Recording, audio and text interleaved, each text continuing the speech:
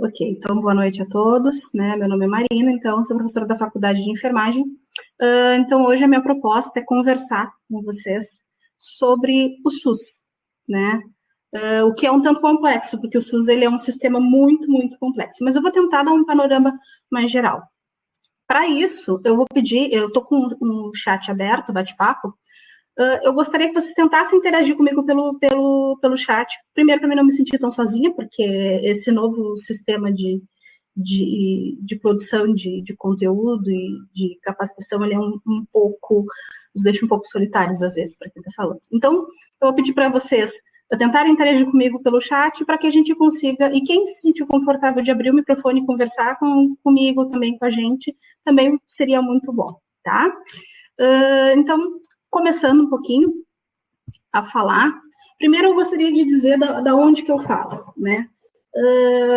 Então, eu sou mulher, né, negra, cis, enfermeira, destaco enfermeira, porque a questão da formação do enfermeiro no Brasil, ela é toda voltada para o Sistema Único de Saúde, e eu tenho orgulho de dizer que eu sempre trabalhei no Sistema Único de Saúde, seja como docente, formando, seja trabalhando efetivamente, né? Eu me formei em 2012 pela FURG, na graduação, trabalhei na cidade de Turuçu, uma cidade pequena, depois aqui pela Prefeitura de Pelotas também, e atuo depois como professora na FURG e agora como professora no FEPEL. Então, eu tenho um orgulho de dizer que eu fui formada pelo SUS, trabalhei enquanto enfermeira do SUS, né, tanto nas áreas de pronto atendimento, urgência e emergência, como em saúde mental, no CAPS aqui em Pelotas. Então, eu valorizo muito essa história e valorizo muito o SUS, né? E ao decorrer disso, vocês vão, da minha fala, vocês vão poder ver a dimensão do SUS que muitas vezes a gente nos passa.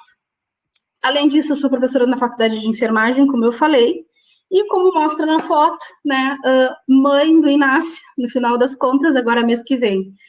Ele está nascendo, estou com 34 semanas, então, se eu tiver uma fala um pouco mais cansada, vocês me desculpem, mas é que a barriga já está grande e a capacidade respiratória não é a mesma, tá? Então, é isso, né?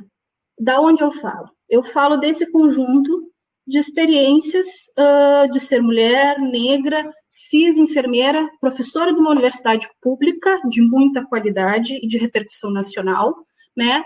E mãe do Inácio. Então, é desse ponto que eu falo. E aí eu pergunto para vocês, vocês utilizam o SUS? E eu peço que vocês me respondam, quem quiser responder pelo chat, quem quiser abrir o microfone e falar. Eu gostaria de saber de vocês se vocês utilizam o SUS. Sim, mas alguém não utiliza o SUS? Todo mundo está unânime por enquanto, sim, claro, a Vitória é super enfática, sim. Ótimo, ninguém falou não até agora, então eu estou mega feliz. Todo mundo falando sim, quem falar não tem problema, vamos respeitar a opinião de todos aqui de uma forma democrática, né? Mas ok, a princípio, vacinas, perfeito, cara, isso aí, ótimo, tá? Isso me deixa, a fala de vocês me deixa muito feliz, porque eu vejo uma consciência social muito importante, tá? Sim, todos nós utilizamos o SUS. E por que nós utilizamos o SUS? Né? Todo mundo aqui utiliza, porque senão a gente não teria vacina, não teria sido vacinado quando, né, muitas vezes quando nasceu, antitetânicas e etc. Os restaurantes, né, a vigilância sanitária, ela é ligada pelo SUS. Então, algumas pessoas têm uma visão que o SUS basicamente é posto de saúde e hospital. Mas o SUS é um sistema extremamente complexo, né? Então, por isso que não é fácil o gerenciamento dele, né? A gente precisa ter essa noção da dimensão, porque muitos criticam de uma forma muito dura. A gente sabe que poderia ser melhor dentro dos investimentos que a gente sabe que existem, mas o SUS ele é muito complexo, né? Ele é o maior sistema de saúde que existe, né? E com abrangência de mais de 200 milhões de pessoas. Então, a gente precisa ter essa consciência para entender a dimensão desse sistema e o quanto é complexo o gerenciamento né, e fazer com que ele realmente funcione, né? Eu sempre digo que o pessoal muitas vezes tem plano de saúde, eu não condeno quem tem, mas, na verdade, quando o teu plano de saúde te faltar, é o SUS que vai te abraçar, porque ele abraça sempre. Então, uma das coisas que eu mais defendo é o SUS.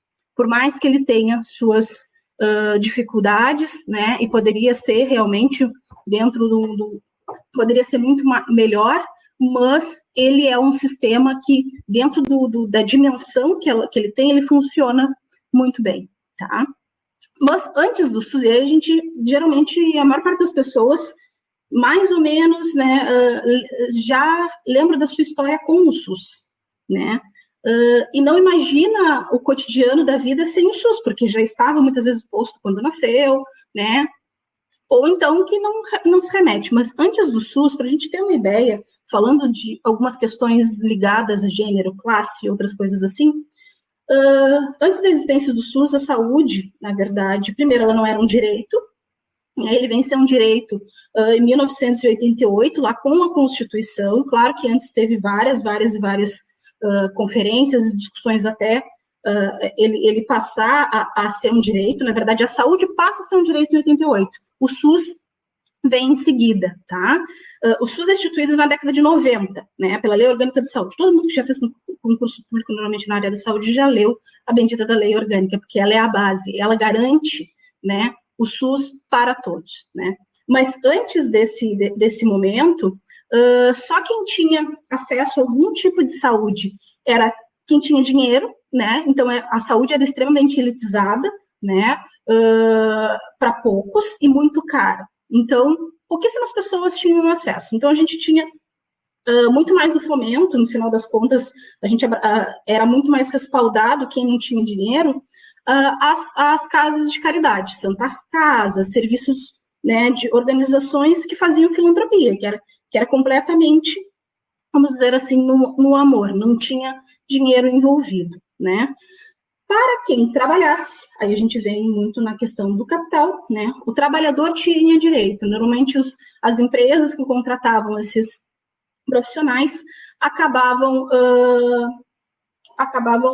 pagando alguns sistemas de mínimos, vamos dizer assim, né, de ambulatório, para que o seu trabalhador tivesse, e normalmente acabava abrangendo a família. Então, pelo menos eu lembro muito da fala das pessoas, né, do emprego formal. Uma das coisas que as pessoas mais pensavam era se tinha plano de saúde, se a empresa pagava um plano de saúde, né, porque era a forma que se tinha de ter um pouco mais de acesso à saúde naquela época. Até então, a implantação do SUS, né?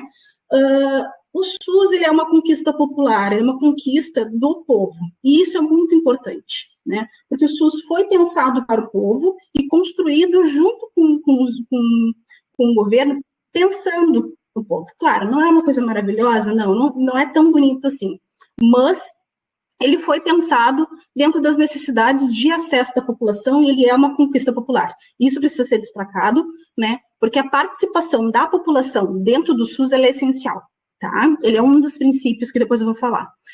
Mas tem alguns pontos da história do SUS que eu gosto de ressaltar, depois a gente vai chegar a entrar nas questões de orientação sexual, as políticas, né? Mas ressaltando alguns marcos da questão da saúde pública no Brasil, tá? Em especial, obviamente, do SUS, que é a nossa saúde pública, que precisam ser destacados. Por exemplo, em 94, a saúde da família, tá? Por quê? Porque há uma modificação no pensamento, né, que era do hospital, que era, então, um pensamento muito mais biomédico, a gente ainda tem fortemente esse traço, mas a gente já tem uma construção um pouco mais diferente. Então, naquele momento, antes, se pensava muito numa saúde de tentar lidar com a doença já instalada. Aqui, a partir de 94, com a saúde da família, a gente tem o quê? A inserção dos postos de saúde, das estratégias de saúde da família dentro da comunidade, dentro da realidade da comunidade. E isso é fantástico, porque eu só posso fazer saúde entendendo o contexto de vida das pessoas. Que depois eu vou mostrar o que são os determinantes sociais de saúde. Sem pensar nisso, eu não consigo ver as especificidades da minha população e pensar quais são as necessidades reais. que acontecia antes disso? Por exemplo, aqui no Rio Grande do Sul, não era comum, por exemplo, surto de cólera, né? Mas no norte era. Então, o mesmo programa era executado nessas duas regiões. Só que o Rio Grande do Sul não precisava disso. O Rio Grande do Sul talvez precisasse de, vamos dizer, de intervenções em questões respiratórias, que é a doença sazonal lá quando começa o inverno. E aí esse dinheiro não vinha. E aí vinha um material, vamos dizer assim, né, uma política toda voltada para a cólera, sendo que a gente não tinha cólera. Então, tendo a estratégia de saúde da família, isso eu estou falando uma coisa bem fora do padrão, tá, gente? Mas, vamos dizer assim, não era pensado tanto dentro do contexto, a saúde não era tão junto da população. E isso levava ao quê? Muito mais uma visão de tratar a doença e não prevenir.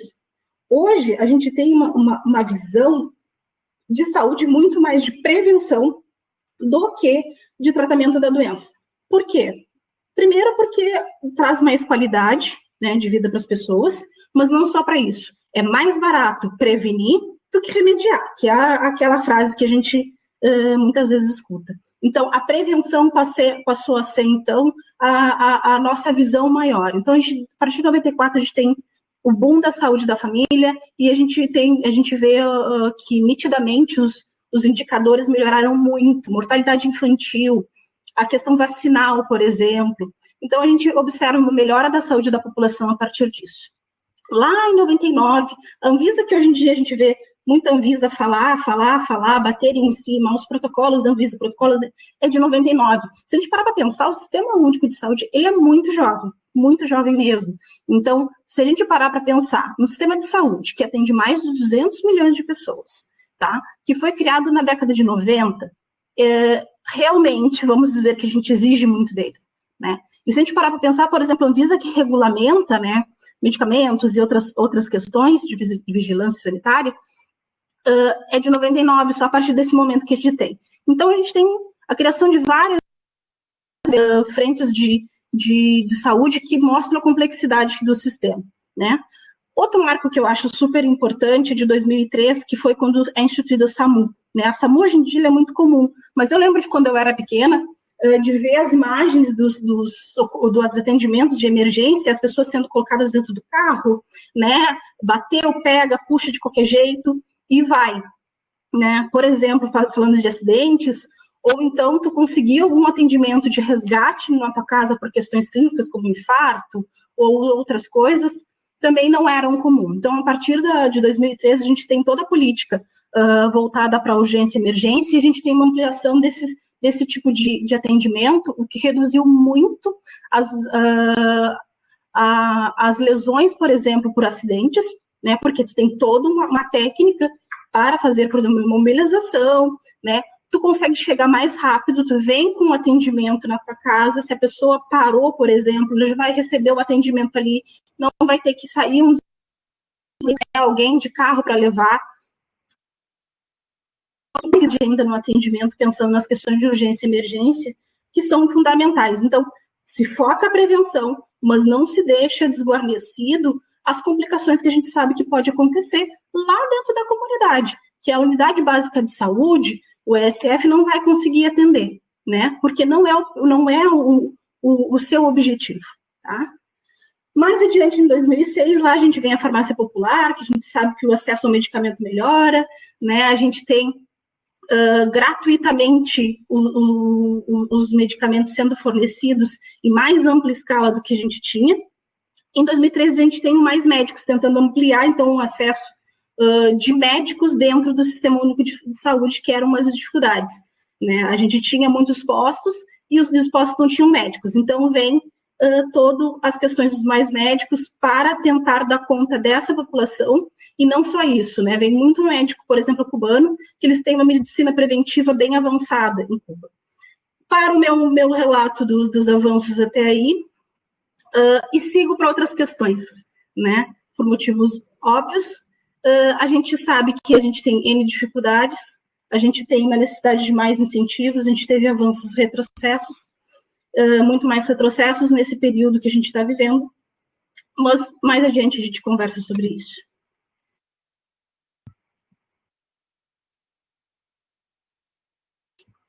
Falando um pouquinho do SUS, tá? Eu vou precisar falar um pouquinho do SUS para poder falar depois, né? Como eu falei, então, a 8ª conferência, né, que elabora o projeto em 86, então, nessas discussões que realmente vão se firmar nos anos seguintes. O SUS tem 3 princípios que são muito importantes, tá?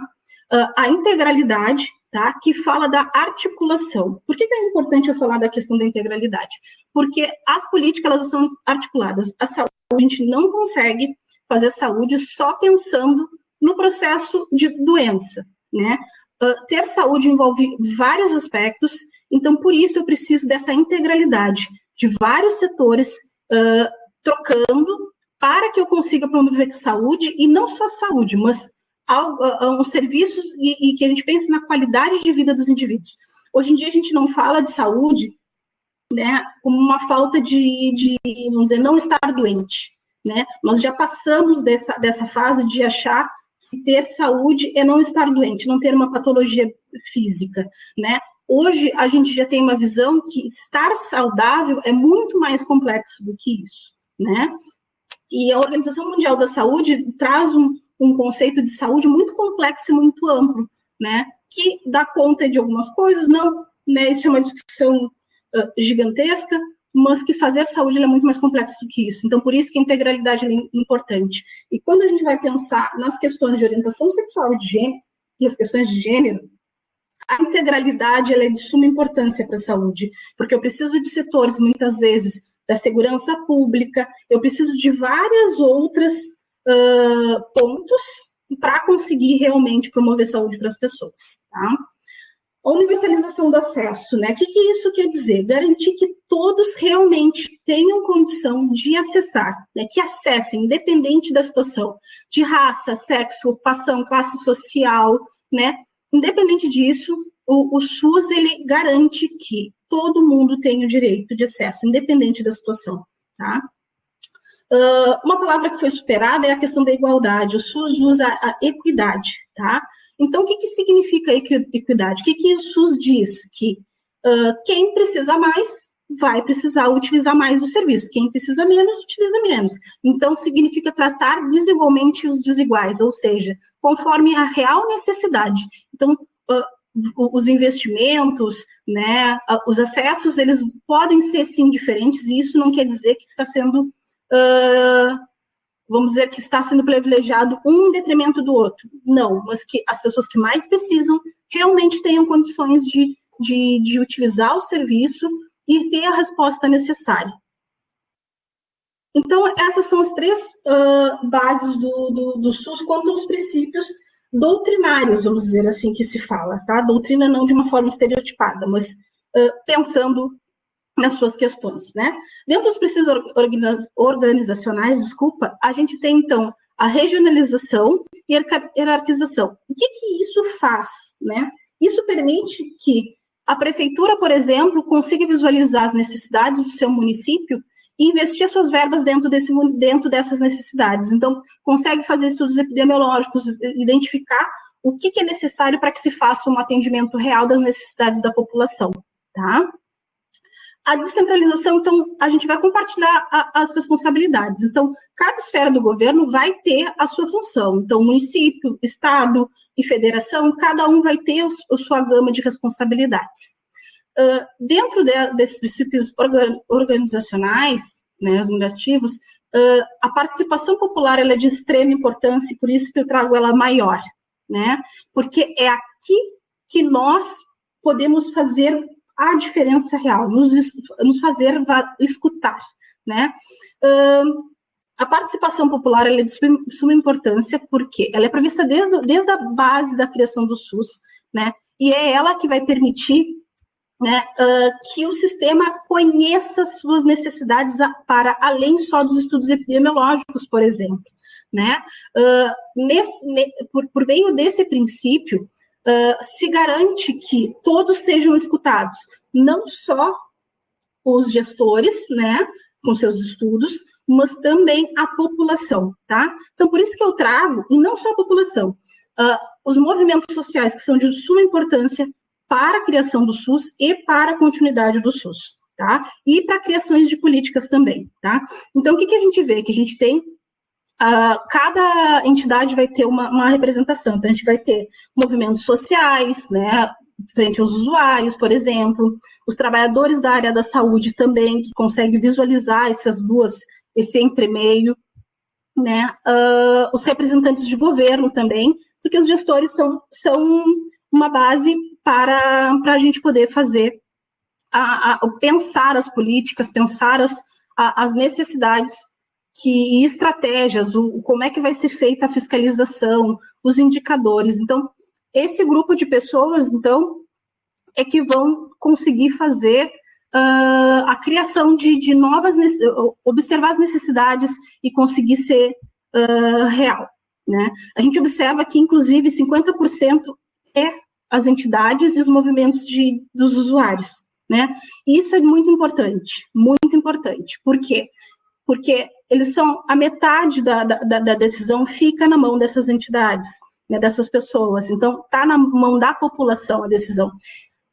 Uma coisa que eu percebo é que muitas vezes a gente não quer se envolver com essas questões, que dá trabalho, né, são muitas vezes desgastantes, mas é de suma importância. Então, fazer parte dos conselhos, por exemplo, de saúde, que são fixos, cada município vai ter o seu, e tem as conferências. As conferências acontecem a cada 4 anos, né, dentro de algum tema estratégico, tá?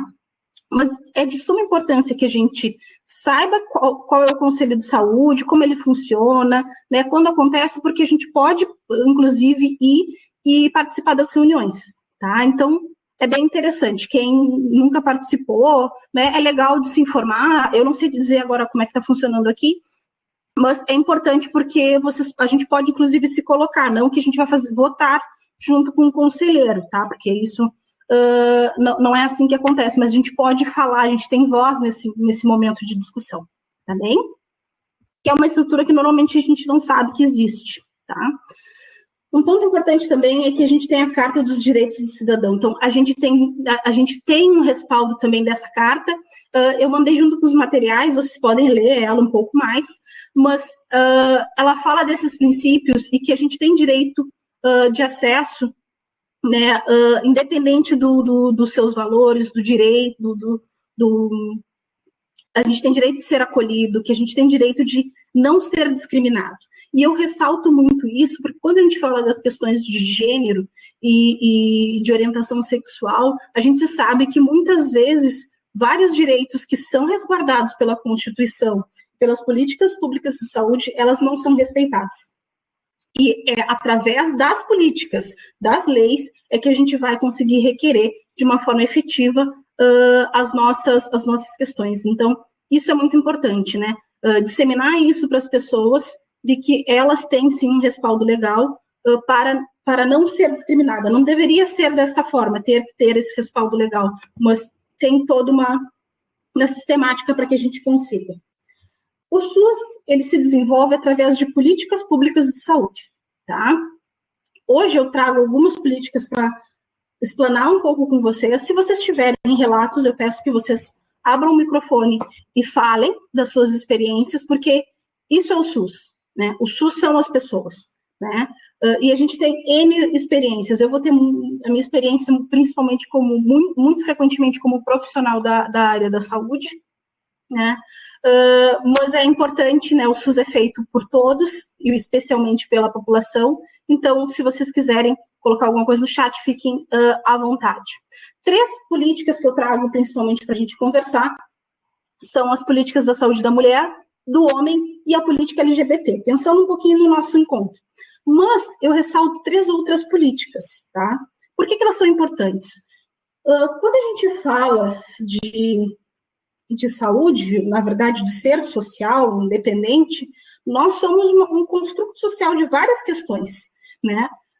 Eu posso ser mulher, mas eu sou mulher negra, então talvez uma política só não vai dar conta, né? As interseccionalidades, elas são importantes e elas acontecem também nas questões de saúde, não só de questões de construção social de uma forma mais geral. A saúde, ela perpassa essas características que nós temos e que carregamos.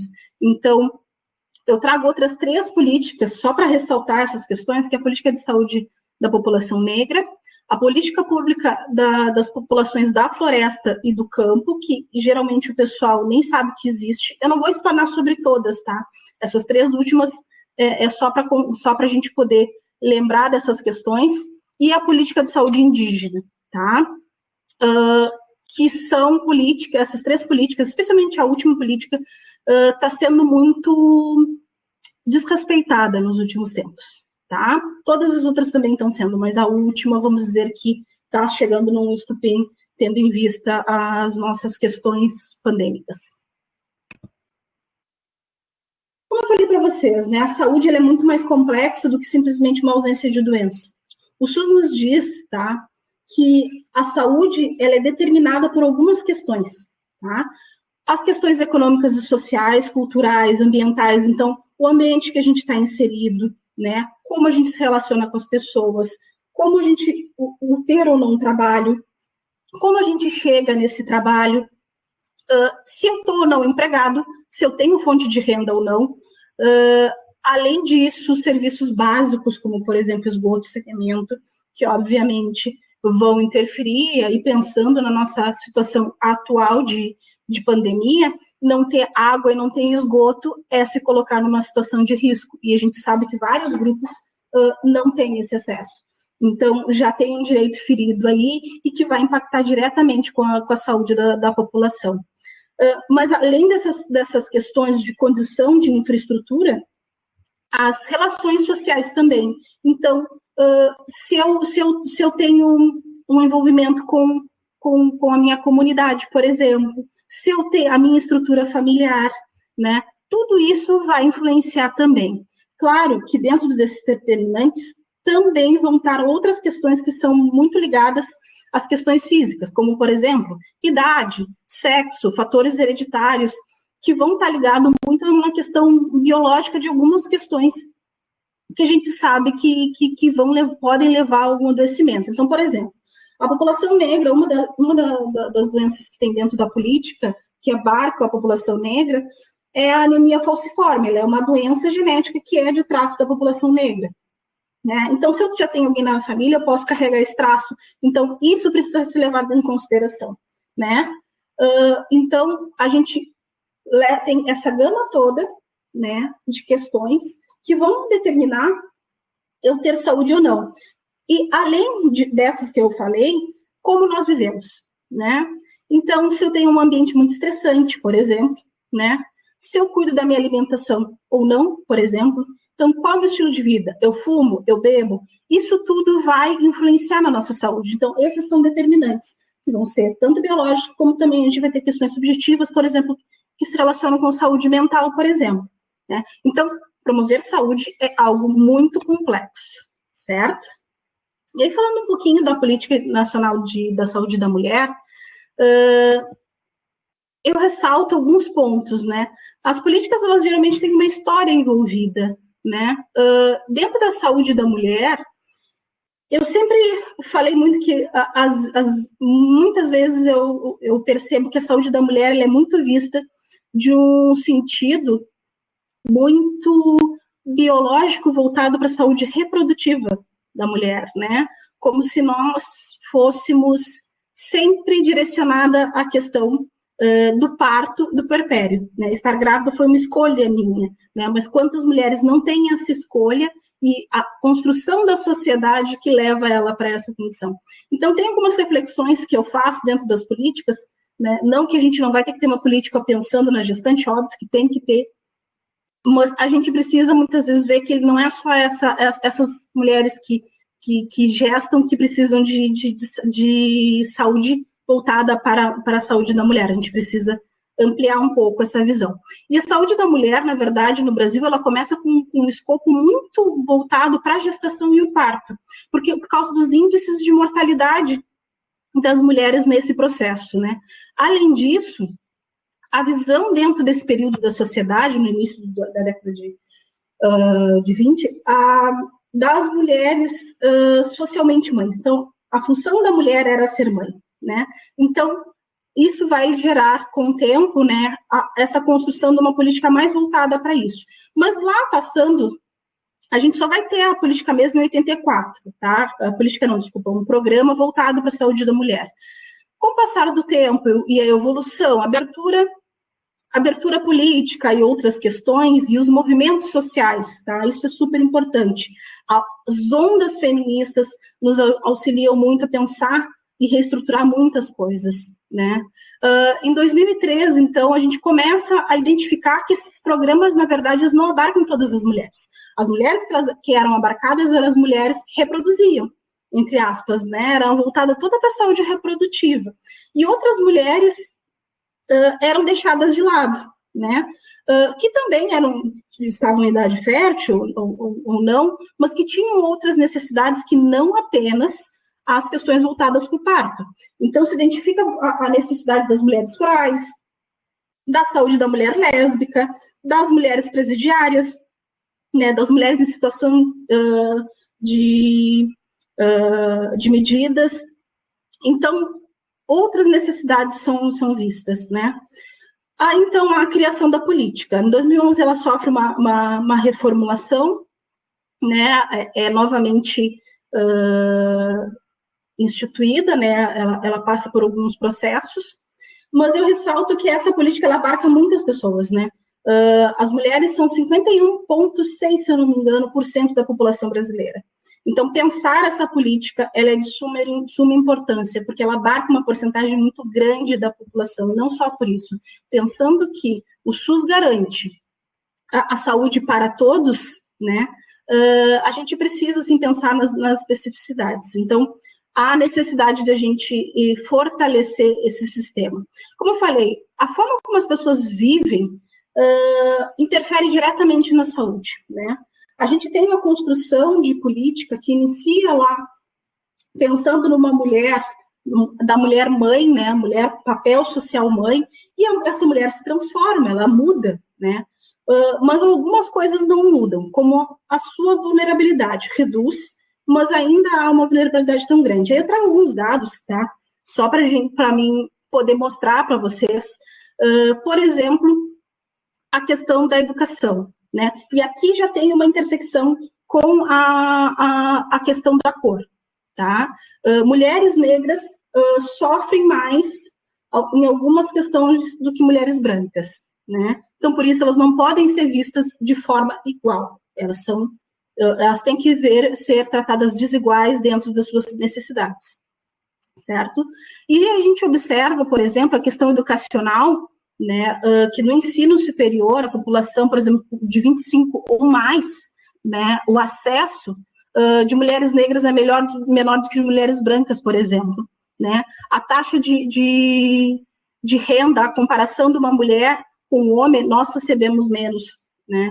Então, essas questões vão influenciar muito na saúde da mulher, especialmente quando a gente para pensar que várias mulheres são as chefes de família. Então, pensar o porquê que a gente recebe menos fazendo normalmente as mesmas coisas, né, ocupando os mesmos cargos, é de suma importância.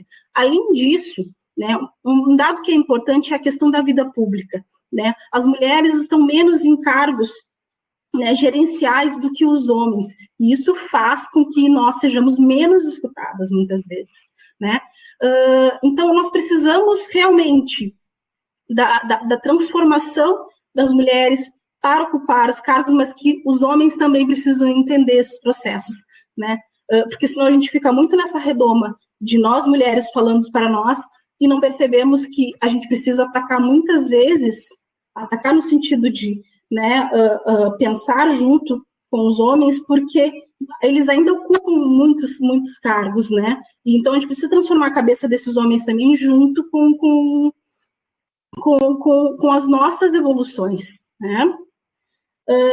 Aqui eu trago, só para falar para vocês, ó, como eu falei, 51,8% da população no Brasil são de mulheres.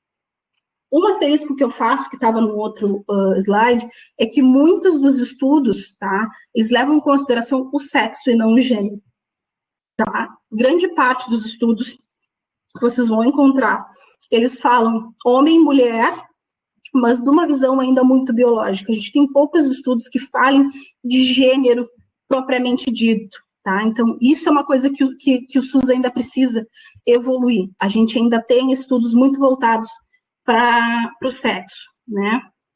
E que essas desigualdades de gênero, tá? Elas vão afetar profundamente a saúde, né? E que vão, e especialmente quando elas são associadas a algum tipo de discriminação, tá? Algo que eu trago também aqui para falar para vocês, que eu identifiquei nas políticas de saúde da mulher e do homem, é a questão da faixa etária da abrangência da política, tá? As mulheres, tá, eles colocam as mulheres entre 10 e 49 anos como mulheres em idade fértil, né? E aí os 10 anos de idade é uma coisa que me desconforta bastante, né? Mas por que a política traz os 10 anos de idade? Porque a gente ainda tem no Brasil fortemente, tá, o casamento muitas vezes, né, o relacionamento de mulheres muito jovens,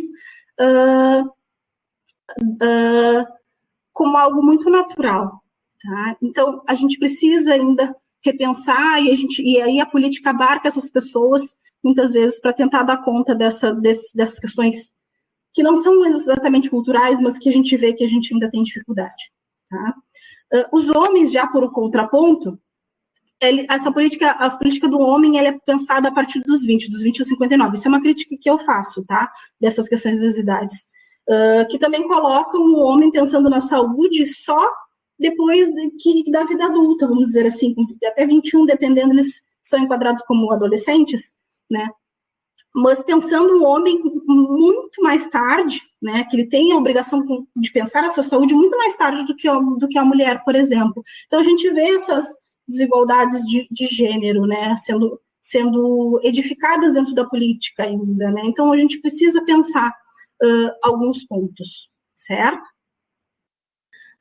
Um ponto que eu acho super importante, tá? E quando eu falo da questão da interseccionalidade, a junção das políticas, né? A Política Nacional de Enfrentamento contra a Violência é de suma importância para a mulher. A gente sabe que a violência contra a mulher ela é um problema mundial, mas que no Brasil ele é um problema muito sério. A gente tem altos níveis de feminicídio, tá? E com a questão da pandemia, a gente sabe que teve um aumento das tensões dentro desse processo. Então, nós, enquanto sociedade e profissionais da saúde, no caso de alguns, nós precisamos visualizar essas questões até para poder identificar, né? Eu trago dois números que eu acho essenciais, desculpa, que é o 180 e o 100, tá? O 180, que é voltado mais para as denúncias das questões de violência contra a mulher, e a 100 a gente já pega a violência contra a criança deficiente, tá? Mas ambos os números são importantes que a gente saiba, para caso de necessidade a gente conseguir acessar, tá? Hoje em dia a gente não pode dizer que em briga de marido e mulher ninguém mete a colher, todo mundo, toda a sociedade é responsável por essas pessoas que sofrem violência, tá? Então, o nosso papel social é a gente tentar reduzir essas questões, tá? Especialmente porque dentro da unidade de saúde, a gente muitas vezes vai identificar, tá, os sinais da violência, né? Então, isso é super importante. Ou até um colega de trabalho. Eu trago, por exemplo, essa campanha, esse videozinho da campanha da Lei Maria da Penha, não sei se vocês chegaram a ver esse vídeo circulando pela internet, mas é muito interessante porque ele ressalta a tensão no período de pandemia, mas não só isso, ele traz também uma mulher que aparentemente é classe média, trabalhando, independente, aquele estereótipo de mulher autônoma, mas que ela sofre violência, né? E é uma amiga, né, negra, que vai ali e diz o que está acontecendo. Então, essa necessidade de que as pessoas se apoiem, que elas se visualizem, e que muitas vezes o ciclo da violência ela só vai ser interrompido ou pelo serviço de saúde, ou por uma amiga, ou na escola. Então, todos nós somos responsáveis pelas questões de saúde e isso de violência, e isso está ligado, assim, às questões de saúde, tá? E é só para ressaltar também, tá, as notificações, né, nos serviços de saúde, a gente faz a notificação compulsória, a gente precisa, hoje existe uma lei que diz que os profissionais se identificarem, elas têm que notificar, tá, então é de suma importância que todos estejamos atentos a essas situações. quebrar com todas essas questões, né, algo que eu ressalto muito é a conscientização e empoderamento das mulheres, né, para quebrar o ciclo da violência, mas não só pelo ciclo da violência, mas também pelas questões ligadas à sua saúde, aos seus direitos, né? Aqui eu trago os Objetivos de Desenvolvimento Sustentáveis, tá? Que eles são pensados, metas para serem alcançadas até 2030. O Brasil está muito aquém de todas as metas, tá? Ele realmente está muito atrás do que deveria estar. E a igualdade de gênero, por exemplo, é de suma importância, porque é ela, né, que vai poder mobilizar várias questões e melhorar as condições de saúde da mulher. Então, nós temos esse papel de conscientizar e empoderar, né? Então, o feminismo, muitas vezes, o Rox mesmo fala muito da conscientização e empoderamento, ele são as bases para que a gente consiga transformar N situações de saúde, por exemplo. Ótimo, né? Ótimo. A questão da violência, ela é super específica, assim, né? Ela tem várias questões, então é sempre bom a gente tá fazendo cursos, se atualizando. É muito diferente, assim. Quem trabalha com violência se aprofunda muito em várias leis, então é super importante, tá? Sugiro que vocês acessem o link que a Inaê deixou disponível aqui nos comentários, certo? Como eu falei para vocês, então, a política de saúde do homem, por exemplo, ela vem muito depois da saúde da mulher, né? Ela é uma política que é bem mais tardia, né? Visualizando o homem muito depois, né? Mas os debates sobre a masculinidade, né? Sobre essa hegemonia da masculinidade dentro da sociedade, é super importante. Ela começa lá na década de 70, né? E também foi mais ou menos a mesma época que começou os debates sobre a saúde LGBT também, que é um período da abertura, né? O avanço da democracia. Então, com o avanço da democracia, né? O fim da ditadura, leva a modificação de várias questões de saúde, de sociedade como um todo. Então, tem um repensar da sociedade, né? E que esse pensamento hegemônico leva, né, a agravos de saúde no homem, né? A gente vê uma construção de masculinidade que muitas vezes o homem não chora, né? Tem que trabalhar, né? O homem tem que ser forte. Então, o adoecer mostra muitas vezes um processo de fragilidade e que isso perpetua, isso vai repercutir na saúde desse homem depois, né? Então, há uma ampla discussão, na década de 90 se intensifica as questões de saúde do homem. Então, a gente observa que só em 2009, realmente é instituída essa política.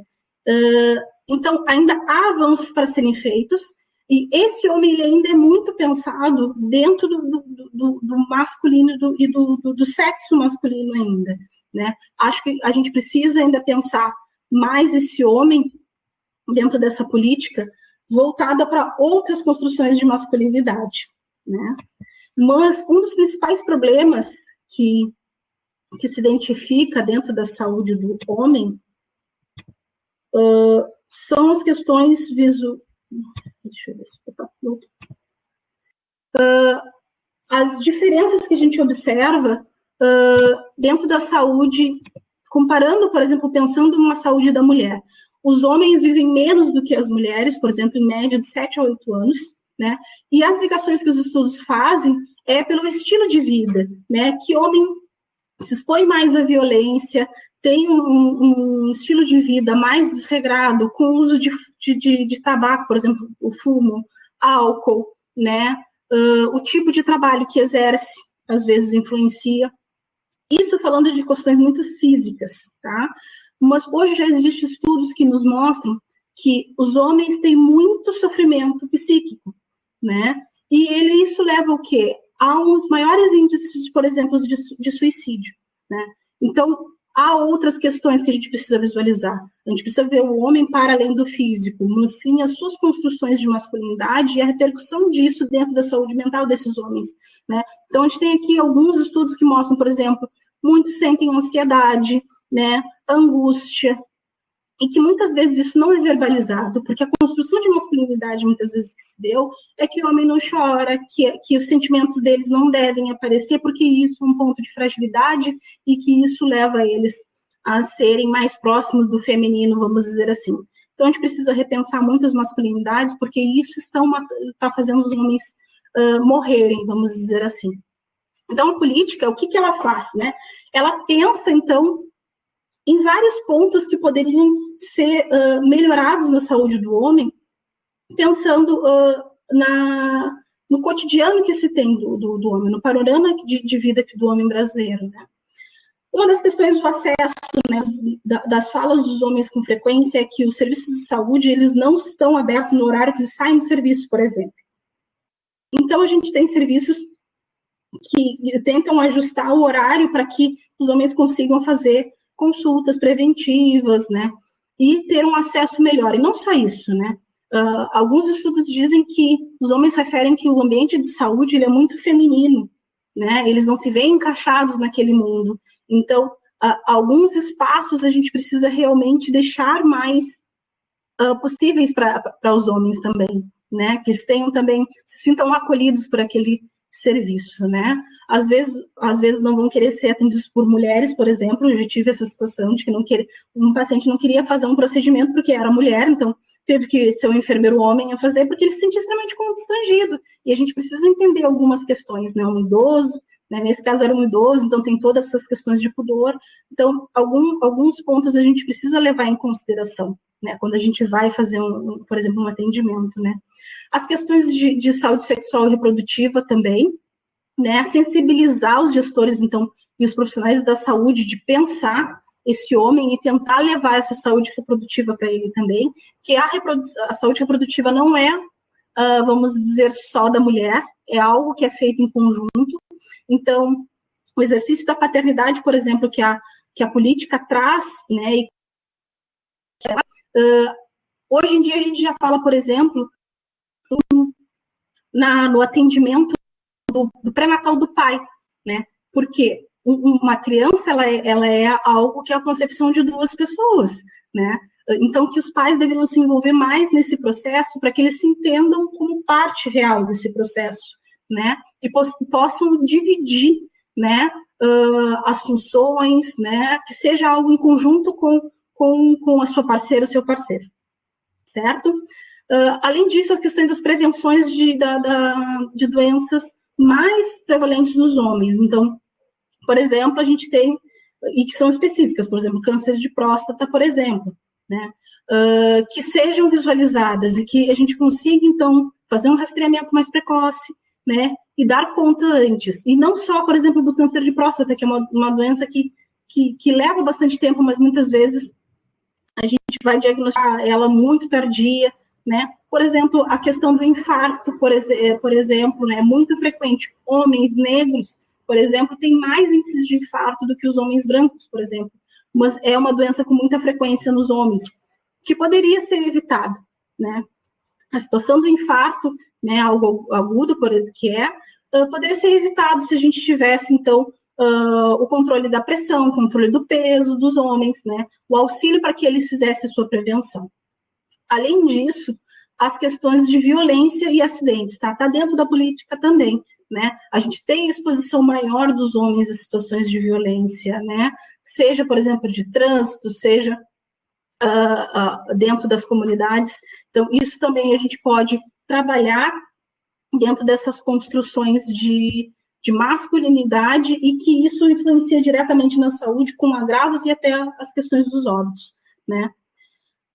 Falando da política da saúde LGBT, a gente tem, então, uma política que surge em 2011 apenas, essa edição é a edição de 2013, tá, a capa, que vai falar de várias questões. Ela surge, na verdade, na 13ª Conferência de Saúde, tá? Lá em 2008, mas vem ser realmente firmada, tá? No Conselho de 2009, publicado em 2011. Né?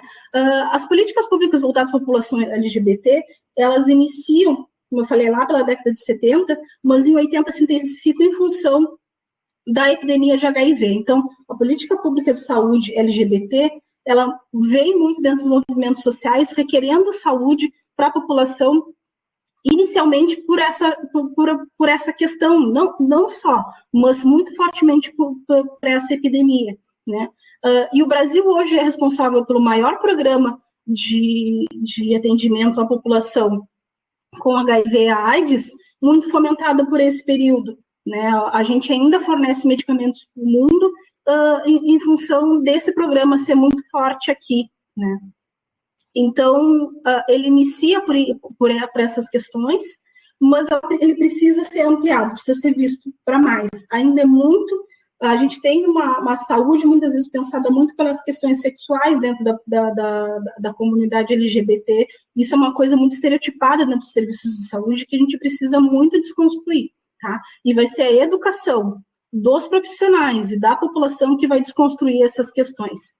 Dentro da comunidade LGBT, a saúde das mulheres das lésbicas, ela fica muito pano de fundo. Ela está dentro da saúde da mulher também, mas ainda é muito incipiente. A política de saúde da população lésbica precisava de um peso maior, de mais especificidades de construção. Falando um pouquinho dessa política, ela tem 4 eixos básicos, né? Então, o acesso ele ainda é um problema, né, nos serviços de saúde. A gente precisa pensar num atendimento voltado para eles, nas suas necessidades, né, que muitas vezes são as mesmas necessidades dentro de um programa de saúde do homem, né, porque eles vão se intermear. Então, a gente precisa pensar e considerar essas políticas vendo as necessidades e garantindo a atenção integral, né. Um ponto que foi importante é a ampliação do processo transexualizador. Hoje em dia, no Brasil, a gente tem, na época tinha 4 serviços, eu acho que tem mais. Rio Grande tem um ambulatório, Porto Alegre tem um ambulatório, já tem um serviço mais amplo do que se tinha quando a política foi instituída, né? Muitas vezes o difícil é entrar, iniciar o acesso. O acesso vem, a gente consegue garantir todo o atendimento de saúde necessário para as pessoas, tá? Outro eixo, então, importante são ações de promoção e vigilância, né? Então, as questões de violência, por exemplo, quanto à orientação sexual e identidade de gênero, ainda a gente tem com mais frequência. O Brasil é um dos maiores, um dos maiores índices de homofobia e de morte de transgêneros, por exemplo. Então, a gente precisa ainda qualificar muito as nossas ações para que a gente melhore essa situação. Para melhorar essa situação e os índices, tá, a gente precisa muito da questão da educação permanente e continuada dentro dos serviços de saúde, tanto para gestores como os profissionais de saúde, né? A gente ainda tem necessidade de visualizar de uma forma mais específica, com mais sensibilidade, essa população. E para isso ser feito, a gente precisa tanto da capacitação desses profissionais com mais frequência, porque muitas vezes as pessoas se formaram muitos anos, essas políticas ainda nem existiam, ou então porque as pessoas são construções, né? Então, essas construções, às vezes, precisam ser, não reformuladas, mas repensadas, as pessoas precisam ser mais sensíveis, né? Então, muitas vezes, a educação contínua é que vai levar a uma melhoria, né? E o monitoramento. Verdade, o Wendel está colocando que não se vê trabalho com promoção e prevenção da saúde para essa população. Exato, né? E isso, a questão do acesso acaba piorando, né? Porque já não tem esse incentivo, né? As pessoas muitas vezes não se sentem acolhidas pelos serviços, né? Então vai procurar um atendimento e a primeira coisa que as pessoas puxam camisinha, né? E a pessoa, na verdade, ela está com uma dor de cabeça, ela não quer nada relacionado às questões sexuais. Então, a gente tem uma visão muito estereotipada da saúde da população LGBT, e isso precisa ser quebrado, né? Porque isso leva eles a um afastamento dos serviços de saúde. Então, a gente precisa repensar. E algo que é importante, o monitoramento e avaliação das ações, né? A gente precisa de mais estudos, a gente precisa ver o que está acontecendo com a população, para que se realmente se faça ações que visem a saúde dentro das necessidades dessa população. Falando um pouquinho da questão de violência, antes da política, surge, na verdade, esse programa, tá? Que é o Brasil Sem Homofobia, né?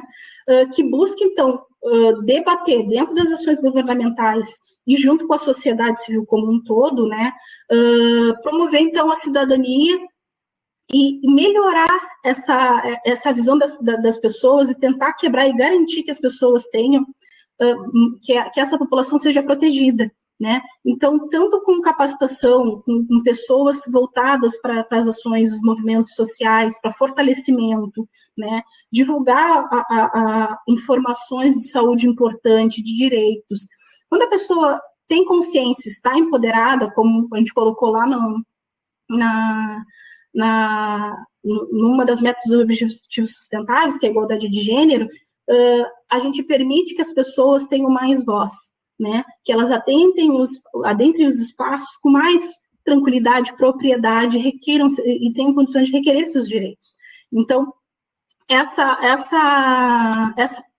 dentro da política, essa questão é de suma importância, porque isso reduz os índices, isso que vai fazer com que as pessoas reduzam os índices de deficiências de saúde, né, que garantam os direitos das pessoas, né, da comunidade LGBT.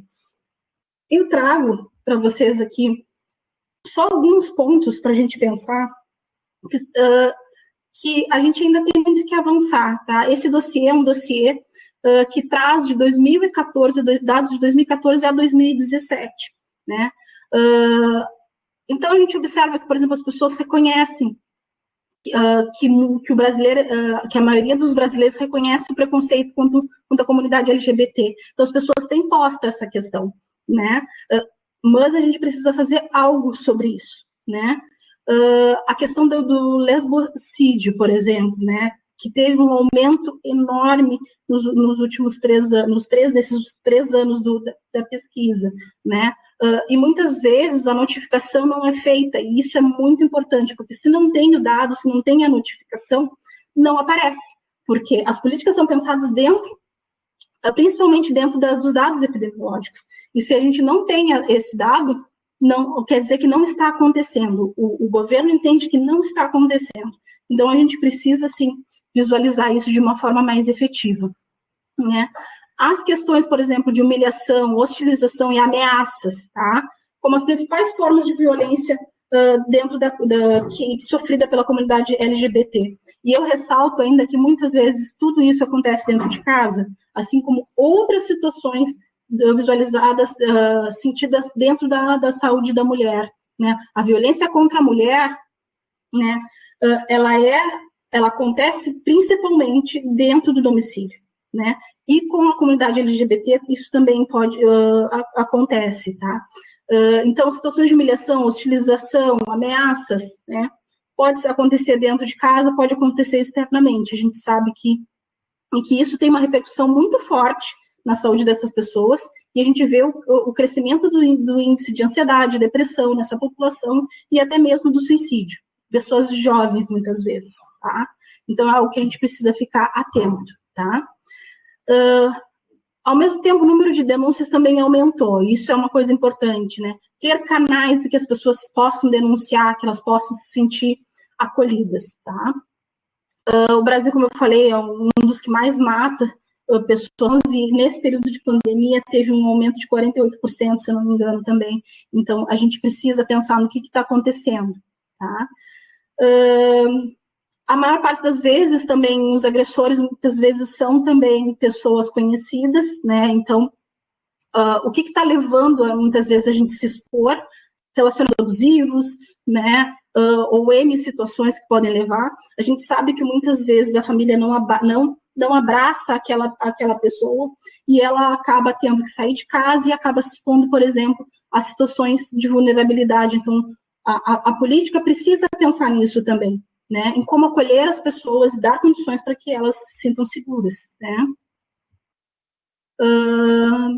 E eu acho que é isso, né? E gays e lésbicas são os mais frequentes com denúncias, né?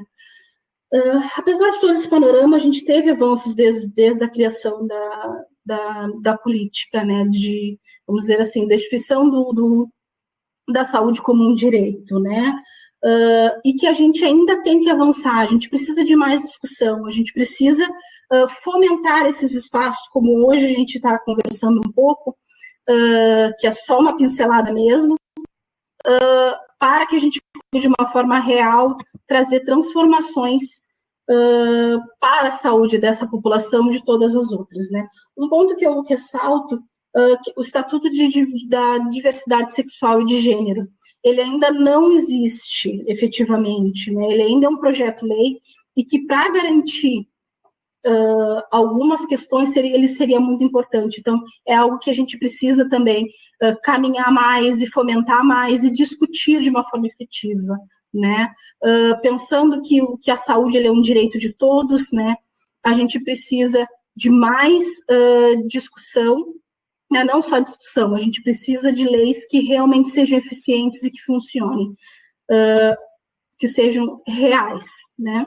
Como eu falei para vocês, aqui eu não fiz grandes ligações, mas eu ressalto muito nas especificidades da população negra, né, da população da floresta do campo, que na verdade abarca a população quilombola, a população ribeirinha, porque são particularidades, são contextos de saúde, de vida muito diferentes, e que as políticas muitas vezes não vão dar conta dessas especificidades se a gente for ver ela só na saúde da mulher, só na saúde do homem. Então, a gente sabe, por exemplo, que um transgênero negro, ele vai sofrer outras situações diferentes de um branco, por exemplo, né? E da questão indígena também, né? Aqui eu trago dados, para vocês terem uma ideia de como é diferente. Por exemplo, né, se a gente pensar no mercado de trabalho, a gente vê nos cargos gerenciais, a gente 68% de pessoas brancas, enquanto 29% é pessoas pardas e pretas, que compõem negro, né? Dentro das representações políticas, por exemplo, né, 24,4% de pessoas pretas pardas. E o que isso quer dizer? Quando tem poucas mulheres dentro desses espaços de ser menos escutado, provavelmente, tem grande chance de ser menos ouvido, que as minhas necessidades talvez não sejam tão abarcadas. O Hudson está perguntando, como é pensada a saúde do homem trans? Apenas do ponto de vista de transição? A saúde da população trans, ela tem toda a sua especificidade, né? Ela não tem uma política própria, ela está dentro da saúde LGBT, que é uma política muito pequena. Eu penso que ele precisa de mais. Tem outras políticas que vão fazendo as interconexões, né? Para processos de transição, tem outros programas, tá? A política é o todo, a gente vai ter outros programas que vão fazer, vamos dizer assim, as conexões para que as coisas sejam mais desenvolvidas, tá? A política, ela não vai dar conta de tudo, ela vai fazer uma base para que se direcione, tá? O homem trans, ele é basicamente pensado dentro da transição, ainda, tá? Por isso que eu falo que a gente precisa desses espaços, a gente precisa dos movimentos sociais, né? Mas ele ainda é muito pensado dentro da transição, né? Que é uma necessidade, né? A questão da hormonização, a questão da cirurgia, né? Que para muitos é uma necessidade. O SUS hoje em dia ele já garante, tem a garantia, né? Depois que entra dentro do processo, que é um processo longo, né? Não são todos os lugares que tem, às vezes as pessoas têm que fazer o acompanhamento em outra cidade para conseguir. Tem algumas barreiras do acesso, se a gente parar para pensar, que é, por exemplo, de município, né? Todos os municípios que vão ter esse programa. Então, isso tudo acaba sendo um pouco mais difícil. Mas o que eu visualizo dentro das leituras que eu fiz é que ainda é muito pensado dentro desse processo. Tá? A gente precisa andar um pouco mais em algumas questões, certo? Só para ressaltar, porque eu não tenho como não falar, é que nós vivemos um momento ímpar, né? Nós estamos num período de pandemia e não tem como a gente não ressaltar algumas questões, né? Na quarta-feira eu vou participar de uma live e uma colega me perguntou o que eu gostaria de falar, né? E eu penso muito que a pandemia nos fez várias questões, várias coisas, né? Entre elas, escancarar algumas questões que já existiam, mas exacerbou um ponto que me angustia muitas vezes, né? Então, se a gente parar para pensar nas algumas intersecções, tá? Falando de saúde, né? De determinantes sociais de saúde, de vida, de forma geral, eu trago algumas reportagens, porque para mim é muito marcante a primeira pessoa a ter falecido e ido a óbito, né, dentro dessa pandemia foi uma mulher negra de 63 anos, diarista, tá? Doméstica, na verdade, tá? Que vivia, que ia no domingo e voltava na quinta-feira da casa da patroa, que morava no Leblon. Então, a questão da classe, ela é muito importante, é uma intersecção importante. O ser mulher, no 85% das domésticas são mulheres negras, né? E a gente não pode dizer que a gente não tem essas intersecções, que elas não existem, tá? Que pegava 3 ônibus, tá? 2 ônibus e um trem para poder chegar no seu serviço. Então, qual é a condição de transporte que o governo dá, né? A infraestrutura, né? Que nos coloca mais em risco. Então, as mulheres estão, sim, mais em risco, né? Dentro desse processo, por exemplo, né, uma das reportagens que eu trago, essa moça com a máscara, por exemplo, nos mostra que os homens se contaminam menos, mas morrem mais. Por quê? Porque a saúde do homem, geralmente, o homem espera agravar mais para buscar o serviço. Né? As mulheres, elas se contaminam mais porque elas estão mais expostas. Elas são diaristas, elas têm que cuidar da família, então elas são as cuidadoras. A sociedade nos coloca muitas vezes como cuidadoras. Então nós nos expomos mais também em função disso, né? Além disso, a precarização do trabalho, né? Quando a gente coloca lá que os autônomos são os que mais acabam se contaminando, porque são as pessoas que não podem parar, não têm direito algum assegurado, então a sua saúde é afetada, né? Além disso, trago a questão dos indígenas, né? Que a gente tem toda uma precarização em relação com o seu território, por exemplo, que está cada vez mais sendo castigado, mas também pelo desmonte do seu serviço de saúde. A gente sabe que o investimento com a saída dos mais médicos, a gente foi reduzido a saúde da população indígena, porque quem estava lá era o programa Mais Médicos que cuidavam dessas populações, né? A população de difícil acesso também. E mais, eu fecho trazendo, por exemplo, a última notícia, né, no qual as indenizações que seriam pensadas, né, o suporte para a família dos profissionais da saúde, que não foi aprovado, e esses profissionais da saúde, quase entre 85% e 90% são mulheres, enfermagem principalmente. Então, a gente precisa pensar nessas intersecções, como elas afetam a saúde da população. Então, nesse período de pandemia, eu ressalto algumas coisas, porque realmente a saúde está mais exposta, o sistema de saúde está inchado, e as pessoas só falam, muitas vezes só dizem que o SUS não funciona, mas se nós estamos aqui, é porque ele funciona. A questão é a infraestrutura que precisa, sim, ser mais fortalecido. E quem fortalece o sistema de saúde é a população, né? É quem utiliza, né? Quem se vale desse sistema, certo? Eu tentei fazer um abarcado geral das políticas, porque geralmente as pessoas não sabem das políticas, né? Mas ressalto que a saúde é um direito de todos e dever do Estado, então é algo que a gente precisa requerer, sim, né? Pensando tanto nas questões sexuais, reprodutivas, de gênero, como um todo, né? Porque o SUS, ele é para todos e deve abarcar todos, né? Todas as suas fases, seja do nascimento à morte, é o SUS que vai estar com a gente, tá certo? Eu agradeço, né? Peço desculpa por ter me alongado demais e fico à disposição. Obrigado. É que assim, o SUS é muito grande. Eu tentei pensar algumas coisas assim, porque é muito, muito, muito grande mesmo, assim, né? Eu sugiro que o pessoal dê uma olhada nas políticas depois. Tem muita coisa, por exemplo, se pegar só a política sobre violência mesmo, tem várias questões, né? Então, claro, às vezes é um pouco chato ler política, mas as políticas muitas vezes são bem curtas. Por exemplo, a saúde LGBT é 30 páginas, tá? Então, eu sugiro que todo mundo tente ler a sua política, as suas políticas, né, mais específicas, para que a gente consiga realmente debater com propriedade e não falar que o SUS não funciona, porque muitas vezes o SUS não funciona tão melhor como poderia, porque às vezes a gente não se envolve também, certo?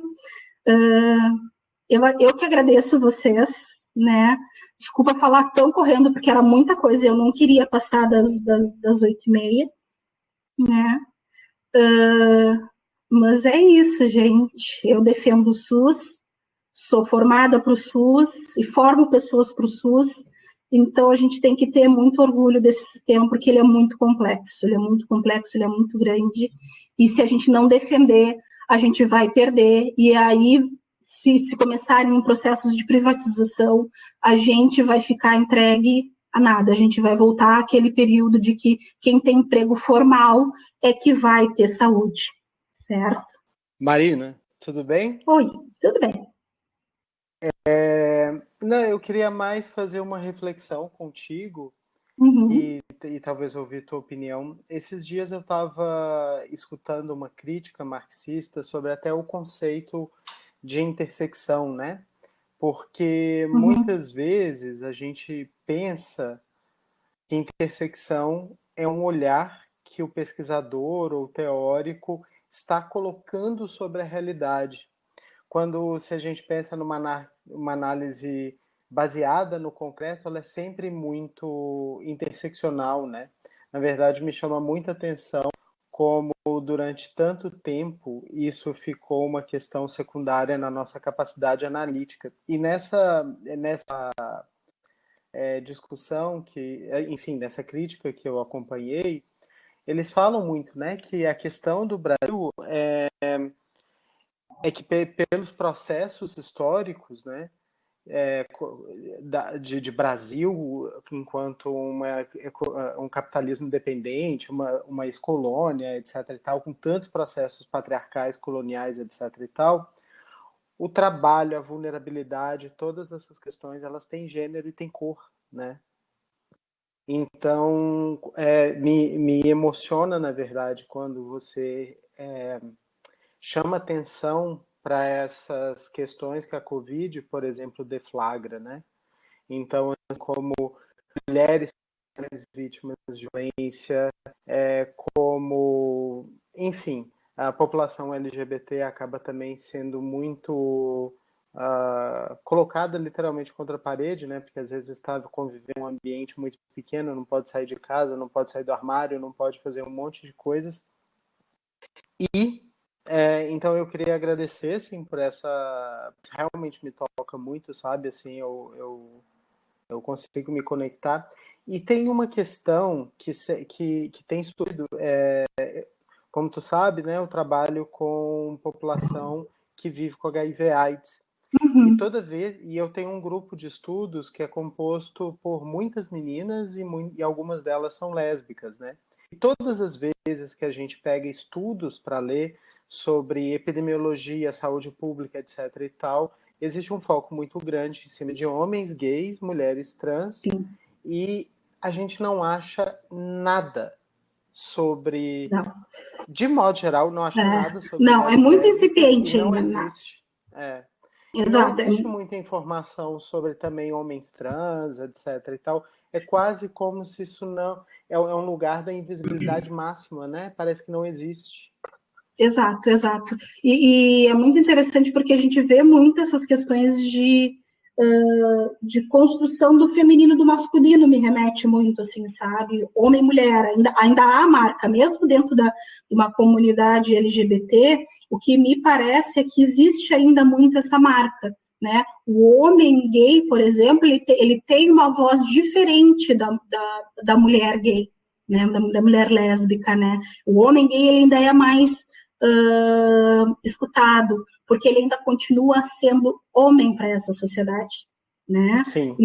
Então tem essas marcas ainda, né? A gente ainda tem esses estereótipos, e a mulher lésbica ela fica vulnerável, né? E eu tenho relatos assim, de várias conhecidas minhas, amigas, que elas falam, por ser lésbica, vai para consulta, por exemplo, ginecológica, e ninguém pergunta a orientação, né? Porque a pessoa olhou e ela determinou que aquela pessoa, ela é, vamos dizer assim, a pessoa universal, ela é heterossexual, né? Então, a saúde, muitas vezes, né? Aí, por mais que as políticas digam que tem que pensar de uma forma diferente, a gente ainda tem muita barreira desse pensamento dos profissionais, né? Então, muitas vezes elas saem muitas vezes com anticoncepcionais, com orientações que não servem. E aí a saúde delas fica prejudicada, porque pontos que seriam super importantes não são trabalhados, né? Então, isso são questões que a gente precisa evoluir. O planejamento familiar ainda ele é muito pensado para o casal hétero, né? Então, temos vamos dizer, resquícios, né, muito fortes ainda dentro das formações, especialmente, né? A gente vê que, às vezes, as pessoas não são acessíveis, tanto não só professores, alunos, e até mesmo os profissionais, quando tu vai fazer capacitação, às vezes são pontos que as pessoas têm dificuldade por suas questões. Algo que eu observo, que as pessoas acham que elas têm que concordar ou discordar com o outro, né? E acham que aquilo é uma escolha, né? O mito da escolha ainda é muito forte. Então, a gente precisa de mais educação dos profissionais e educação da pessoal dentro das escolas, exatamente para a gente pensar essas questões, né? Da sexualidade, da construção do, né? Eu sou muito esperançosa que com o tempo a gente vai conseguir ter de uma forma mais efetiva essas questões consolidadas, né?